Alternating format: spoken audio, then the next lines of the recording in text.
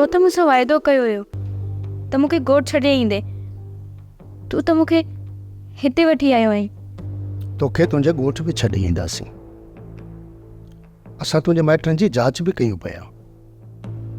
जेसीं ताईं उहे नथा मिलनि तोखे हिते ई रहणो पवंदो। जेकॾहिं तव्हांखे मुंहिंजो ॻोठ नाहे ॾिठल त पोइ मुंहिंजा माइट बि हिते ई रहनि था। तव्हां मूंखे छॾियो, मां पाणे हली वेंदसि। ॾिसो, तव्हांजो ॻोठ हितां तमामु घणो परे आहे, तो उते न पहुची सघंदी। ॾिसो, तव्हां हितां रुगो मूंखे वञण जी इजाज़त ॾियो, मां पाणे पहुची वेंदसि। तूं हाणे ज़िद पई करियो। जेकॾहिं तूं अकेली वेंदी त तोखे को बि अगवा करे सघे थो। ॾिस ॻाल्हि ॿुध, जेकॾहिं तोखे उहे अगवा करे विया त उहे तोखे ॿिए शहर में खपाए छॾींदा ऐं पोइ माइटनि जो मुंहुं बि ॾिसी कान सघंदी। उन करे तोखे कुझु ॾींहं हिते रहणो पवंदो। मां जांच कयां पियो न, जीअं ई तुंहिंजा माइट मिली वेंदा उन्हनि खे हिते वठी ईंदुसि। मुंहिंजो बाबा ऐं अम्मा हिन ई शहर में आहिनि। तूं मूंखे वठी हल त मां तोखे ॾेखारियां थी। जंहिं शहर में तुंहिंजा माउ पीउ रहंदा आहिनि असां उन शहर में न आहियूं। असां ॿिए शहर में निकिरी विया आहियूं।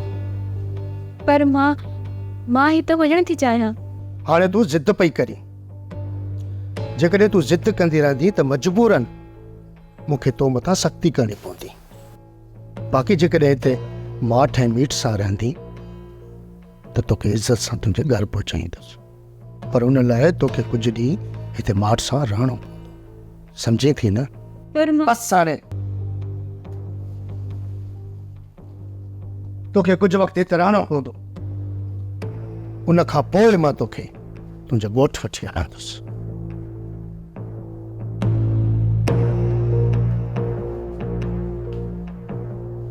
पाणीअ जो पंधु परे आहे, तूं अकेली वेंदीअ? न काकी, वधाई पंहिंजो पाणी भरण लाइ वञे पई। सोचियमि त तोखे पाणी भरे ॾियां। तुंहिंजी अम्मा त मूंसां पई लुड़ हणण थी। काकी, तूं अम्मा जे लुड़ ते कनी ई न ॾे। मां तुंहिंजो कमु करे नाज़ा जे घर जी सफ़ाई कंदसि। उहो बि असांजी सहेली आहे। उन जे घर जी सफ़ाई करण असांजो कमु आहे।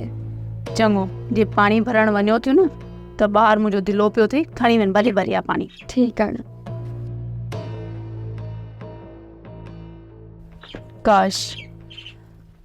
काश मोर बि हिन जी मोहबत खे सम्झी सघे हा।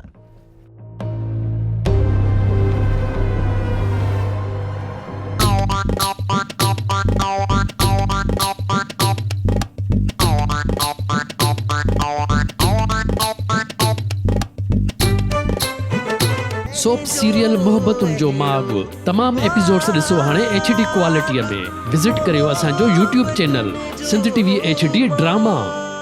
सब्सक्राइब कयो असांजो official YouTube channel Sindh TV HD ड्रामा ऐं वधीक अपडेट लाइ बेल आइकन खे क्लिक करियो।